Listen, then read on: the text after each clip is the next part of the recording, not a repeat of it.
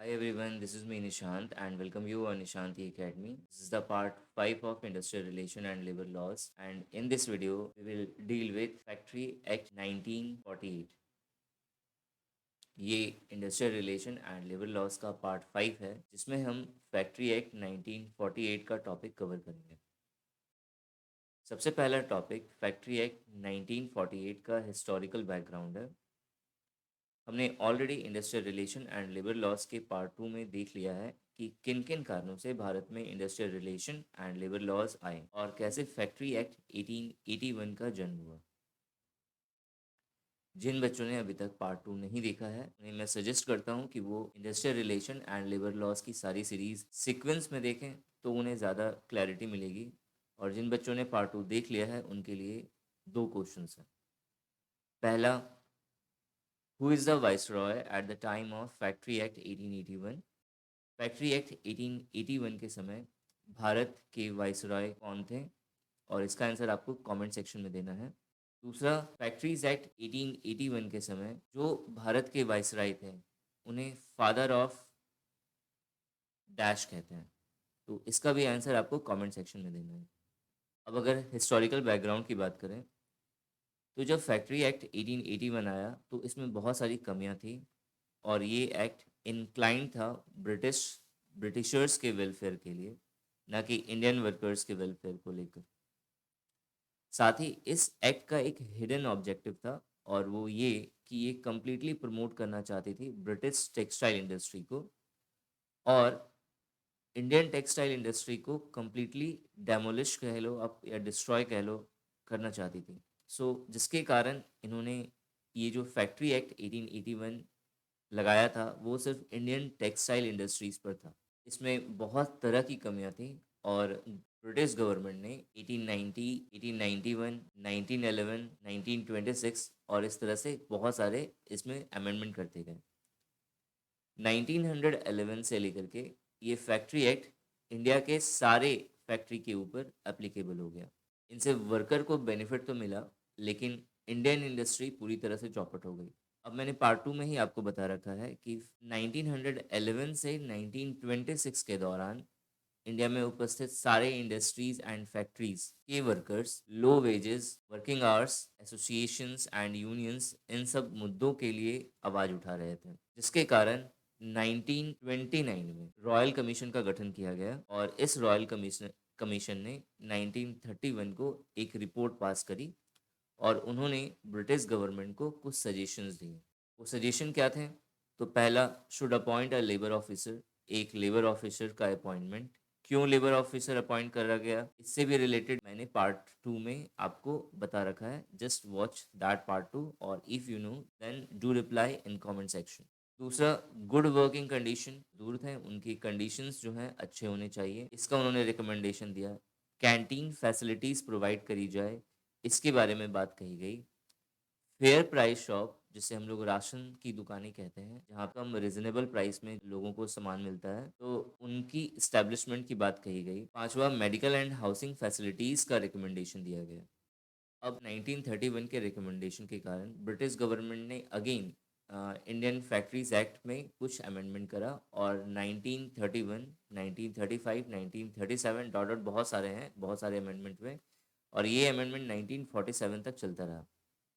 Finally, after independence, आज़ादी के बाद, इंडियन गवर्नमेंट ने इसमें कई तरह के सुधार करे और 23 सितंबर 1948 को the factory act 1948 bill parliament से पास करवाया गया।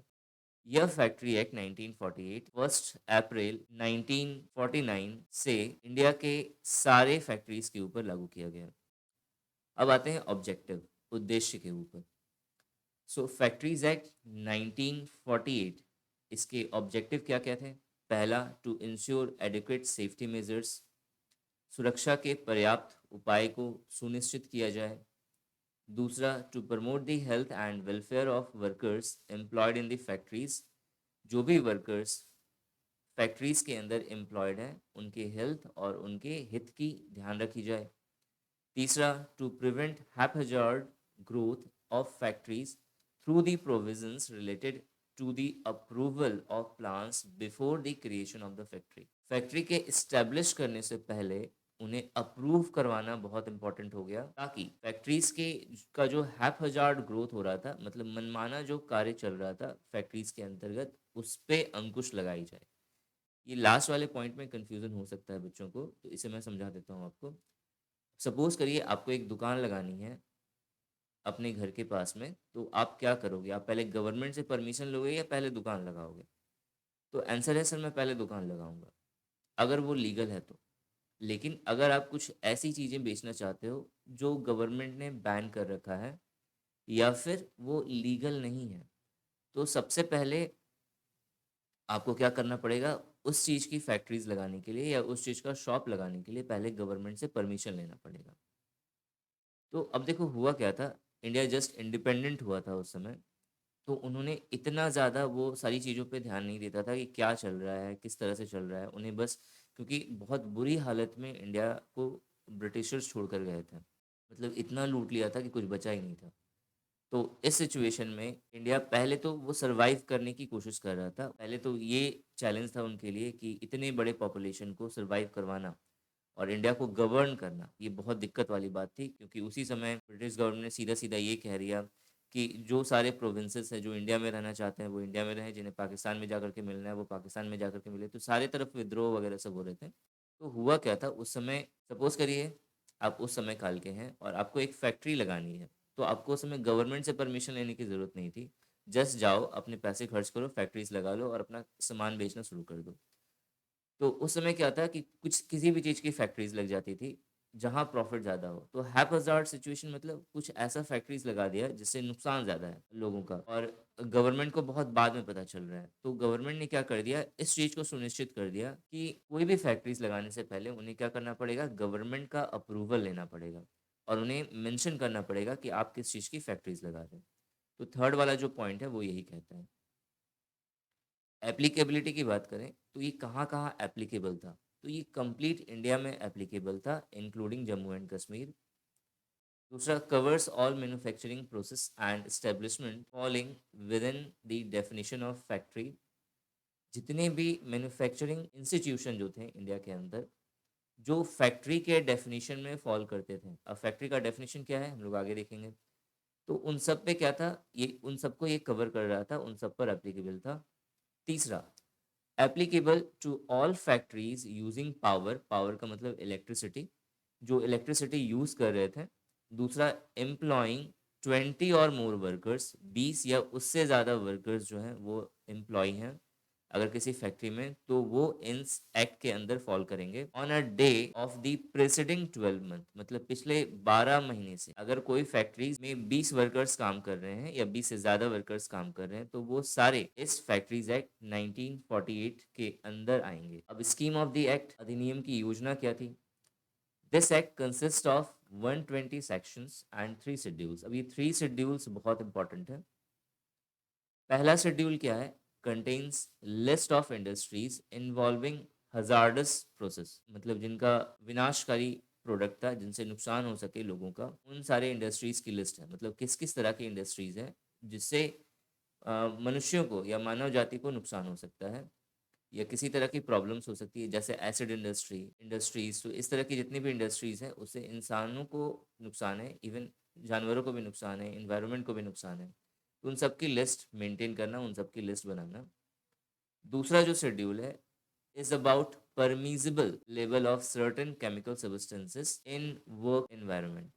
अगर कोई काम करने का एरिया है, काम करने का एनवायरनमेंट है, तो वहाँ पे किस लेवल तक की केमिकल इंडस्ट्रीज को अलाउ कर दिया जाए उसे, इन सब चीज़ों के बारे में शेड्यूल 2 में मेंशन है। Schedule 3 consist of list of notifiable disease. अब जो भी हजार्डस इंडस्ट्रीज है जिनसे नुकसान हो सकता है मनुष्य को, तो कौन कौन सी नोटिफाइबल डिजीजेस हैं, कौन कौन सी डिजीज हैं जो हो सकती हैं, उसे शेड्यूल 3 में मेंशन करा गया है। अब इंपॉर्टेंट प्रोविजन देख लेते हैं।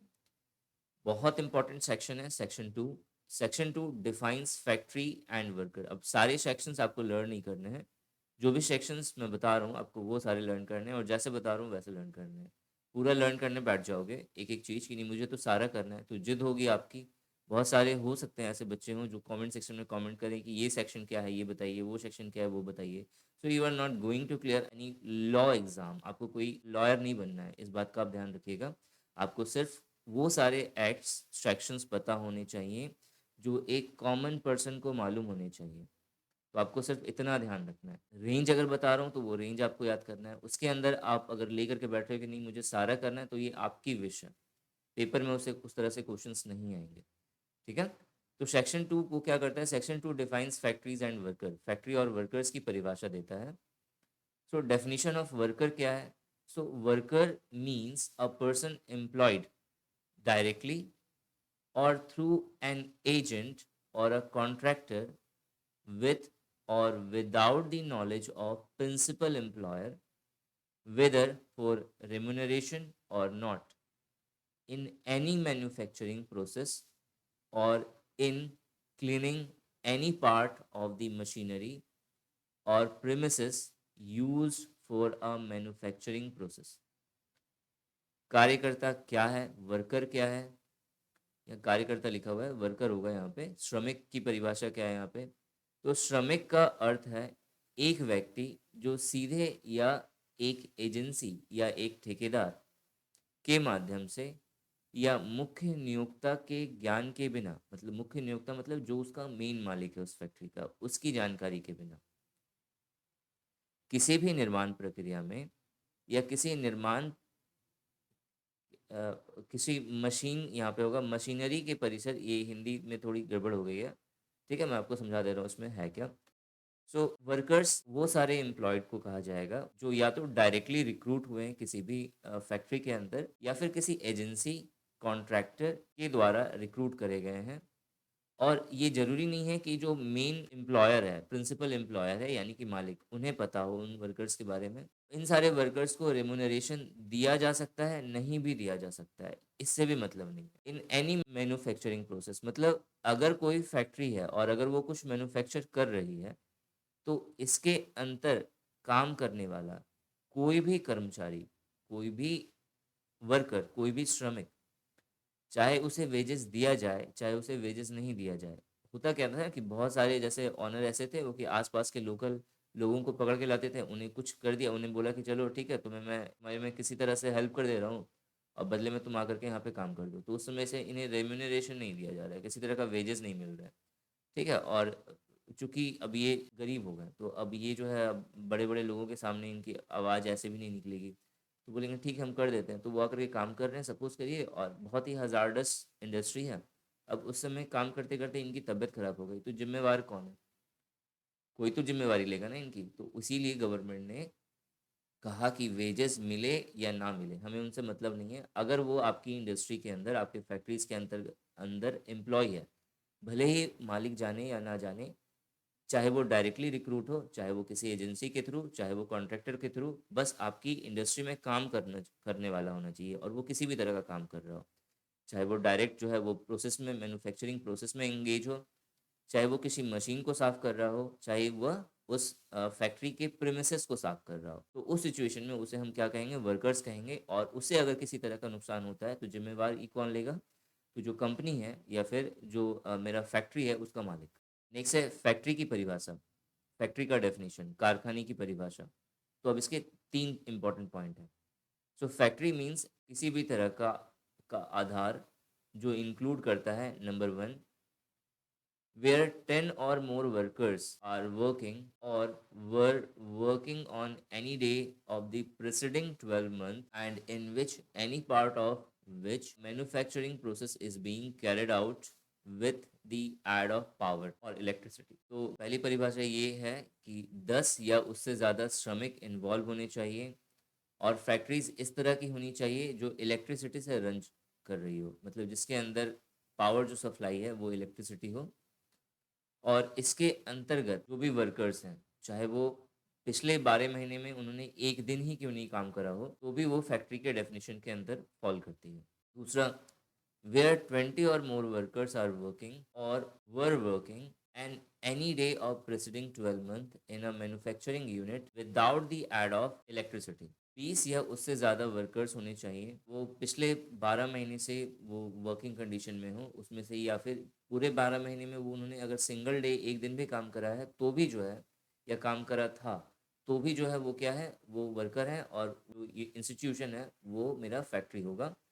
अब यहाँ पे लिखा हुआ है जो मैन्युफैक्चरिंग यूनिट है without the aid of electricity, मतलब ऐसी फैक्ट्रीज जो बिना इलेक्ट्रिसिटी के चल रही है, बिना बिजली के काम कर रही है। तीसरा क्या है, factory doesn't include a mine. अब इस फैक्ट्री के अंतर्गत क्या क्या इंक्लूड नहीं है, तो पहला माइन ये इंक्लूड नहीं करेगा। अब मोबाइल यूनिट, यूनिट नहीं करेगा। मोबाइल यूनिट का मतलब मोबिलिटी वाला जो भी मेरे व्हीकल्स वगैरह सब है, ट्रांसपोर्ट सिस्टम है वो। So a mobile unit belonging to armed forces, मतलब ऐसा ट्रांसपोर्ट सिस्टम जो आर्म्ड फोर्सेस, सोल्जर्स वगैरह सब की यूनिट हो, of the union, central government की, रेलवे शेड और अ होटल और a restaurant, even an eating place, इसके अंतर्गत फैक्ट्री नहीं आती है। तो मतलब थर्ड वाला जो पॉइंट है उसने ये क्लेरिफाई करा है कि फैक्ट्री क्या क्या नहीं है। तो एक बार मैं फिर से क्लियर कर देता हूँ फैक्ट्री क्या क्या नहीं है। कोई भी माइन फैक्ट्री नहीं हो सकती। कोई भी ट्रांसपोर्ट सिस्टम जो क्या करे, सेंट्रल गवर्नमेंट के आर्म फोर्सेस को कैरी करे, वो फैक्ट्री के अंदर फॉल नहीं होगा। रेलवे शेड जो है वो फैक्ट्री के अंदर नहीं आएगा। होटल जो है फैक्ट्री के अंदर नहीं आएगा। रेस्टोरेंट और कोई भी खाने वाली जगह ये फैक्ट्रीज के अंदर फॉल नहीं करती। सेक्शन 6 क्या कहता है, section 6 approves the factory for registration and licensing under the government. अब इस फैक्ट्री के रजिस्ट्रेशन को और लाइसेंस के बारे में बताता है सेक्शन 6। आपको बस इतना पता होना चाहिए। Section 8 and 9 of chapter 2 define the inspecting staff and their power, मतलब इंस्पेक्टर्स के बारे में बात कर रहा है जो फैक्ट्री के अंदर जा करके चेक करेगा कि चीज़ें बिल्कुल सही से चल रही हैं, सिस्टमेटिक है या नहीं। तो सेक्शन 8 क्या करता है, डिफाइंस इंस्पेक्टर, इंपॉर्टेंट है ये। और सेक्शन 9 क्या करता है, define the power of inspector, inspectors के पावर क्या क्या है उसे डिफाइन करता है सेक्शन 9। यानी कि उनके मन में जो आया सो उन्होंने कर दिया, ऐसा नहीं। तो सेक्शन 9 इंपॉर्टेंट है, ये ध्यान रखिएगा। सेक्शन 8 इंपॉर्टेंट है। ये सारे इंपॉर्टेंट ही मैंने लिए हैं, तो सिर्फ आपको इतना लर्न करना है। नेक्स्ट देखते हैं सेक्शन 11 to 20। अब देखिए यहाँ से रेंज स्टार्ट है। 11 से 20 तक का जो सेक्शन है वो क्या डिफाइन करता है, तो वो डिफाइन करता है फैसिलिटीज़ एंड कन्वीनियंस को, सुविधाएं क्या क्या होंगी और क्या क्या दी जाएंगी फैसिलिटीज़, इस चीज़ को डिफाइन करता है under factories act 1948। It covers, क्या क्या कवर करता है इसके अंदर, क्या क्या चीज़ें आती है फैसिलिटीज़ के अंदर। तो क्लीनलीनेस, साफ सफाई, डिस्पोज ऑफ वेस्टेज, जो भी वेस्ट है उसका डिस्पोजल होना चाहिए, adequate surrounding, environment to work, adequate lighting, drinking water, sanitation facilities and hygienic working areas, मतलब ये साफ सफाई पर विशेष ध्यान देता है। Section 11 to 20। सेक्शन 21 to 40 ये सेफ्टी के बारे में बात करता है। It covers carrying of heavy machinery, कैसे हैवी मशीनरी को कैरी करा जाए, इट्स फेंसिंग, उसका घेराव कैसे करा जाए, safety measurement and safety appliances क्या क्या होने चाहिए एक फैक्ट्री के अंदर, हेल्पिंग एड्स कौन कौन से होने चाहिए, ये सारी चीज़ें जो है डिफाइन करता है 21 to 40। तो आपको ये ध्यान रखना है 21 to 40 जो है वो सेफ्टी के बारे में बात करता है। अब 21 क्या बात करता है, 22 क्या बात करता है, ये सारे लर्न नहीं करते। नेक्स्ट है सेक्शन 42 to 45। ये वेलफेयर को डिफाइन करता है। किसी भी फैक्ट्री एक्ट 1948 के अंतर्गत जितने भी फैक्ट्रीज हैं वो क्या करेंगे, वो वेलफेयर के रिगार्डिंग काम करेंगे। तो क्या क्या वेलफेयर हो सकता है वर्कर्स के लिए, वो 42 to 45 सेक्शन डिफाइन करता है। Next section 51 to 61 define working hours under factories act 1948। अब 1948 फैक्ट्री एक्ट के अंतर्गत वर्किंग आवर्स, काम करने की कितने घंटे होने चाहिए, इस चीज़ को डिफाइन करता है। It covers weekly holiday, week में एक दिन छुट्टी मिलनी चाहिए, maximum 48 working hours in a week, ये पूछा जा सकता है। फैक्ट्रीज एक्ट 1948 के अंतर्गत एक वीक में कितने घंटे काम करने का प्रावधान था। ऑप्शंस होंगे, आपको सही ऑप्शन पर टिक करना है। 9 आवर्स अ डे वर्क, एक दिन में 9 घंटे मैक्सिमम काम कर सकते हैं वो। Minimum of 30 minutes of rest at an interval of 5 hours, 5 घंटे के काम के बाद कम से कम 30 मिनट का जो है क्या था, ऑफ होना चाहिए। Section 59(1) and 60 deal with over time wages. जो ओवर टाइम वेजेस के बारे में बात करता है वो सेक्शन 59(1) एंड 60 है। Section 66 defines employment of women under Factory Act 1948. It says a women worker cannot be employed beyond the hours 6 a.m. to 7 p.m. सुबह 6 बजे से लेकर के शाम को 7 बजे तक ही एक विमेन काम कर सकती है, और इसके बाद का समय जो है वो विमेन्स वर्कर्स के लिए नहीं होगा। ये सेक्शन 66 डिफाइन करता है। ये अमेंडमेंट करा गया था। कब करा गया था हम लोग अमेंडमेंट वाले पार्ट में भी देखेंगे। So a state government can grant exemption to any factory or a group or class of factories, but no women can be permitted to work during 10 p.m. to 5 a.m. 10 बजे रात्रि से सुबह 5 बजे तक कोई भी women काम नहीं करेगी। Section 67 to 73 define child employment. So under Factories Act 1948, it covers prohibition of working of child below 14 years. Adolescent is not permitted to work between 7 p.m. to 6 a.m. शाम को 7 बजे से लेकर के सुबह 6 बजे तक कोई भी एडोलेसेंट, मतलब जिनकी आयु 14 साल से लेकर के 18 साल तक के जो बच्चे हैं वो उन्हें एडोलेसेंट पीरियड कहते हैं। तो ये जो भी एडोलेसेंट वर्कर्स हैं वो शाम को 7 बजे से लेकर के सुबह 6 बजे तक काम नहीं कर सकते। और चाइल्ड लेबर जो है वो कम्प्लीटली प्रोहिबिटेड था। जो अंडर 14 ईयर्स एज वाले जो भी बच्चे होंगे उन सब से काम नहीं लिया जाएगा, ये फैक्ट्रीज एक्ट 1948 कहता है। नेक्स्ट है मेरा सेक्शन 79 टू 51। ये गलत है, यहाँ पे 81 होगा, ठीक है, इसे ठीक कर लीजिएगा। सेक्शन 79 टू 81 ये क्या करता है, ये डिफाइन करता है किस चीज़ को, लीव को, छुट्टी को डिफाइन करता है। Section 88 to 89 says that the notice should be given to the area inspector in case of accident or disease occurred while working in area। क्या कह रहा है कि 88 टू 89 ये कहता है कि अगर किसी वर्किंग एरियाज में काम करते वक्त किसी तरह की बीमारी हो रही है या फिर अचानक से कोई दुर्घटना हो गई, तो उस समय जो एरिया इंस्पेक्टर होगा उसे इस बात की सूचना देनी अनिवार्य है। उन्हें बताना पड़ेगा इंस्पेक्टर को जाकर के कि इस तरह की चीज़ें उस फैक्ट्री के अंदर हुई हैं या हो रही हैं। Section 92 to 95 defines penalties. दंड को परिभाषित करता है 92 टू 95। इफ द ऑक्युपायर और manager shall found guilty for an offence, these sections allow government to punish for 2 years of imprisonment and or up to 1 lakh fine. 2 साल का कारावास हो सकता है और साथ में या अथवा 1 लाख रुपए का फाइन हो सकता है। अब अमेंडमेंट देख लेते हैं, कब कब अमेंडमेंट हुआ है। तो 3 अमेंडमेंट करे गए हैं। पहला है मेरा 1987, दूसरा है 2005, तीसरा है 2016।